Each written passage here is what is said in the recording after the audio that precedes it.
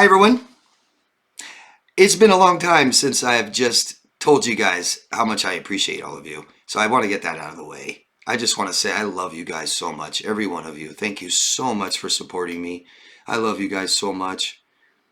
I really, really love that you guys like my videos. You have no idea how much that means to me. So thank you for always liking my videos. I love you guys. And for those of you who watch my videos and don't like them, I hate you. I really do. I hate all of you. Hope you know what I was doing there. Huh? Little black and white thinking, right? Nothing in the middle. Can't just watch my video and not like it and be a decent human being. Or can't watch my video and give it a like and you just be a decent human being. Nothing in the middle. Psychological splitting, that's what I'm going to talk about today. And I'm going to talk about it with people that are typically diagnosed with both borderline personality disorder and narcissistic personality disorder, which isn't all that rare. Matter of fact, I've been doing my channel tomorrow 9 years. And in these 9 years, I've talked about narcissists almost the whole time. Started talking about borderlines. Now I'm talking about narcissist borderlines. And that's what people want to hear about. That's what you guys are asking me about, questions. Someone diagnosed with borderline personality disorder today is 40% likely to be also diagnosed with narcissistic personality disorder. And it really doesn't matter if they don't have the disorder. People diagnosed with BPD are much more narcissistic than the rest of us. Except the ones watching. You're not. Psychological splitting, also known as black and white thinking. I'm not going to just go into a definition, but no gray area. You're all good or all bad. That's it. All good or all bad. Emotional extremes exhibited by an unstable person. And like I said, I'm talking about borderlines, narcissists. Infamous for this. Cannot regulate themselves. Don't know who they are. Everything's dramatic. Super negative. Super positive. Example of this, a mild example of just splitting.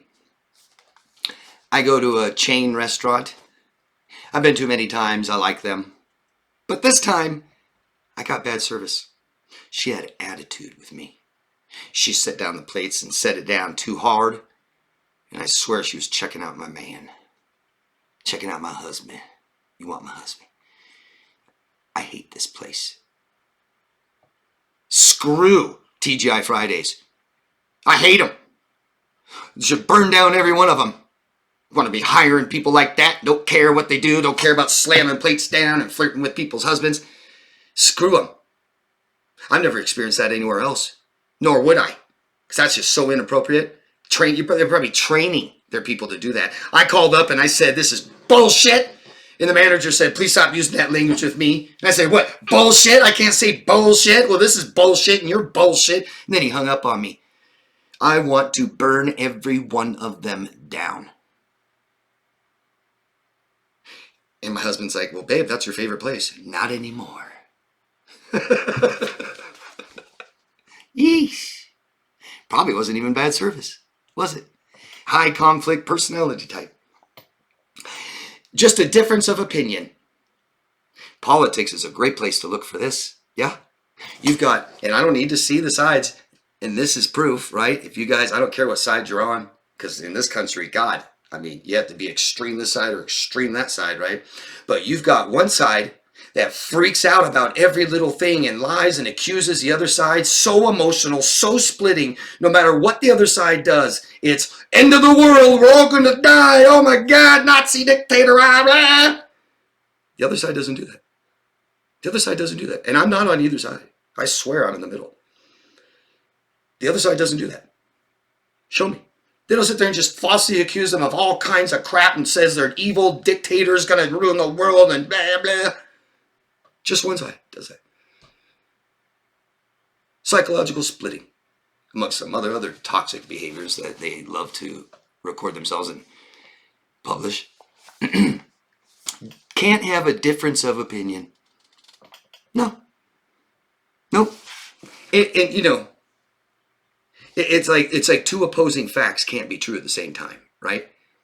And we're talking about politics, right? I know it's not like this anymore, but like back in the 80s, no one cared about what your political affiliation is, what ideologies you have. Both parties working together for the best of the country. Just have two different ways of doing it. Wasn't a big deal. I think we should do it this way. You think you should do it this way. I think my system is better. Oh well, you win. It's your system. Try it. Right? Healthy, agreeable, natural. Yeah. Not today. Not today, is it? And all these things that are supposedly going to happen for years now never does. I don't care what's going to happen. Let's talk about what has happened. Yeah? How this affects relationships. What's the effects of this? The end result of things like this. Regulating your partner. People with borderline personality disorder and also narcissistic personality disorder can have massive difficulties regulating their emotions. Control of their behaviors, being impulsive. They might be paranoid. Might be some paranoid ideation that comes along all the time. You're always cheating on me, so hey, you always want someone else. So delusional thinking, believing things that aren't true, right in the face of reality. Won't believe it. Fears of abandonment, all of this stuff causes stress. It's a roller coaster of emotions, the up and down. Oh my God, it's stressful. Amongst many other emotions and feelings we can describe and tell, amongst all the problems it may cause, could cause financial problems, could get us kicked out of our place, could all kinds of stuff. They can't regulate their emotions. Our emotions are our body doing things. And if I don't express these emotions, if I don't close the emotions that open, they stay open and my body is experiencing them. Okay? So if I'm excited, can't wait for Tuesday, I'm excited. I've got, adrenaline in me, stress chemicals. And if I'm really sad that my dog died last week, I'm very depressed and sad, especially if I'm borderline. Oh God. Right? And if I'm afraid of what you might do, now I'm also afraid. And I've got all these layers of emotions and all these things my body's doing, and I don't know how to regulate it and calm myself down and make myself feel better and self-soothe myself. And I just freak out and I just think different things. And oh my God, you're going to do this to me. And oh my God, everything's intense. I love you. Oh my God, you're the most amazing person I've ever met in my life. I've never felt this way about anyone ever. Wow. For 26, that's amazing that you've never felt this way about anybody else in the last 7 years you've been an adult.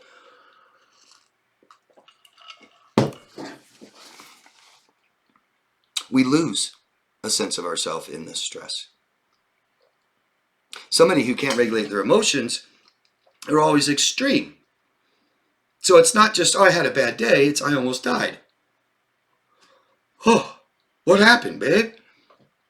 Oh, don't worry, someone saved my life. Oh, right? Imagine it. Oh my God, I found the person. I think there's $20,000. We almost had $20,000. No, it wasn't. I mean, we lose a sense of ourself. Things that make up who we truly are. Someone like this is not meeting your emotional needs.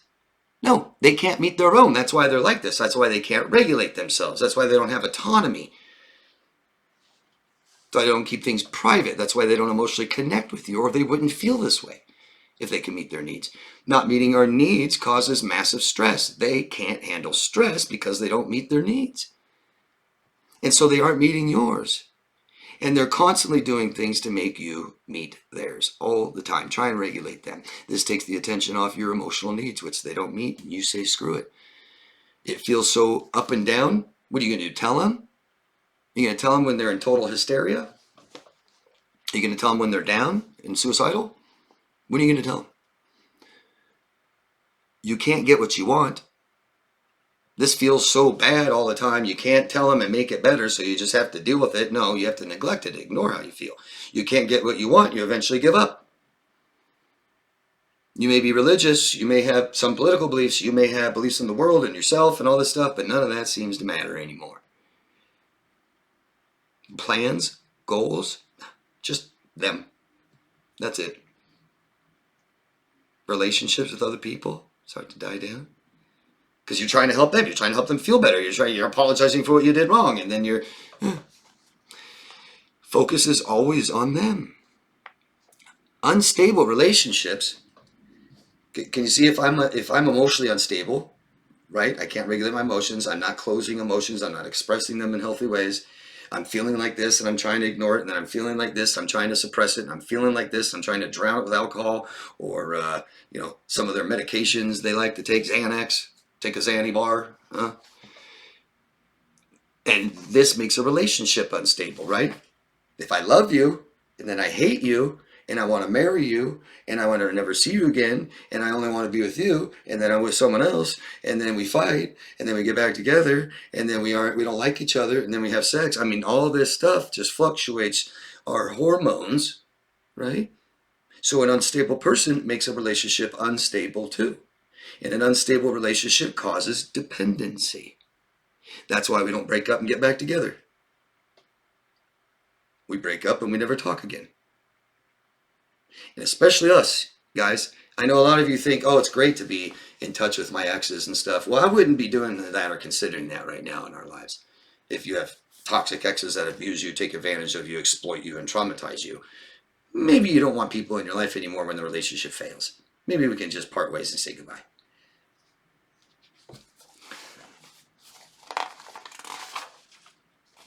Our brain becomes convinced that we need them. I mean, why else do we take this? Why else do we just put up with such extremes? Yeah? Extremes emotions, extreme threats, extreme statements, extreme behaviors. We listen and we react and we apologize and we try to change. We try to be better. Yeah? And they're controlling us this way. They have no control over themselves. So people that do that try to control other people. And it's working. And this could be over a long period of time that they switch like this. Like idealizing and devaluing you in a relationship.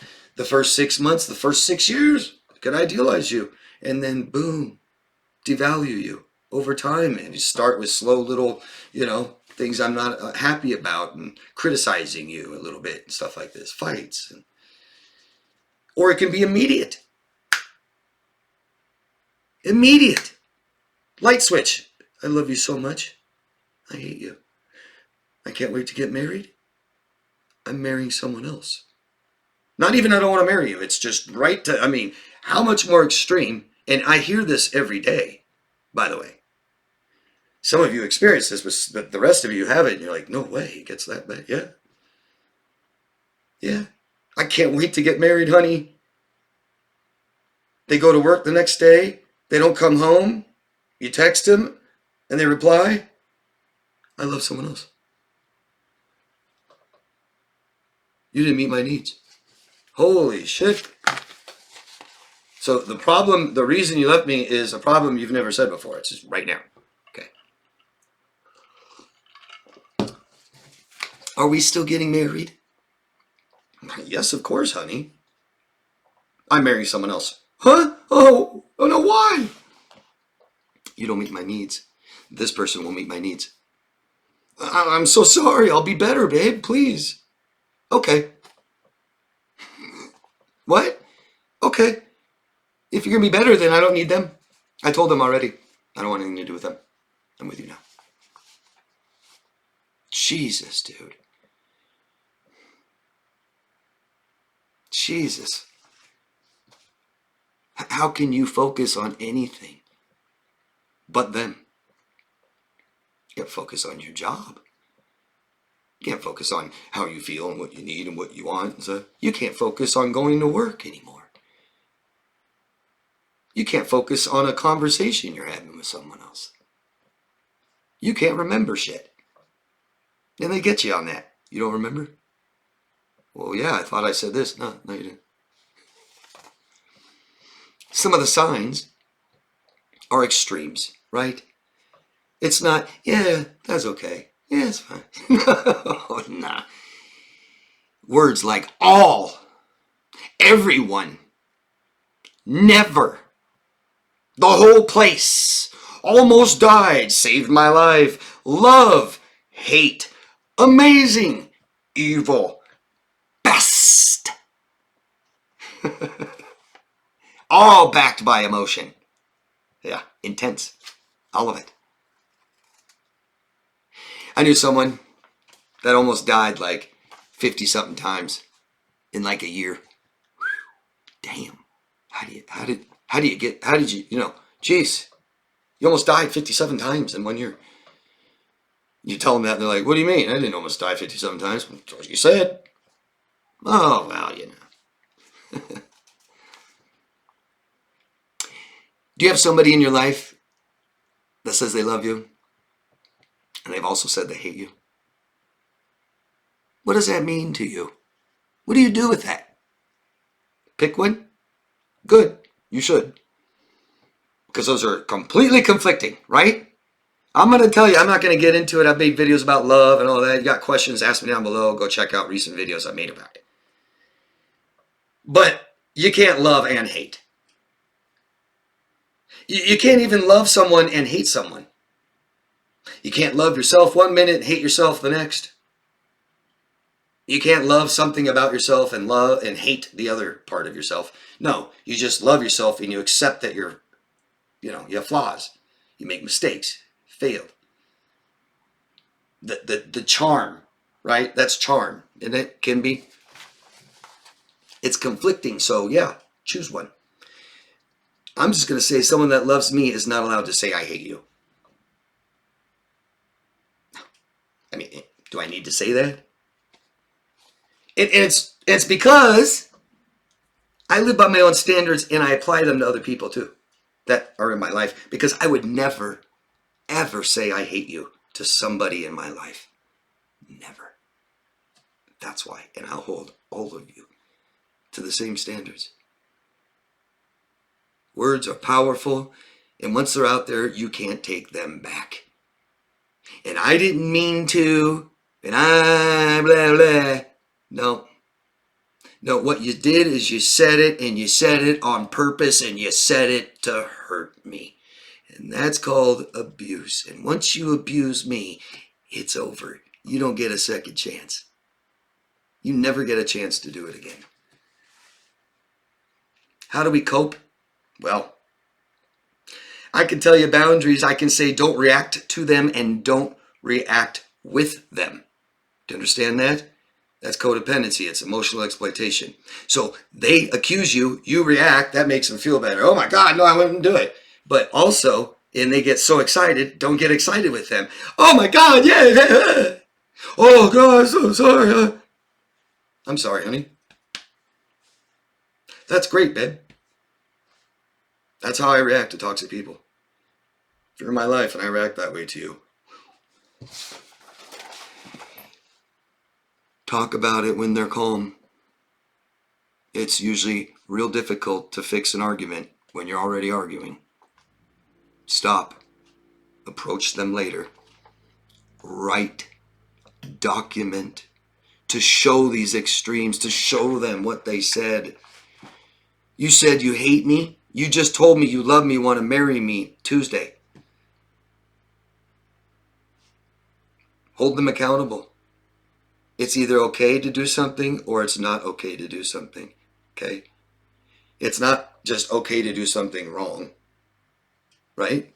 Because of this, because of that, whatever their reasons are.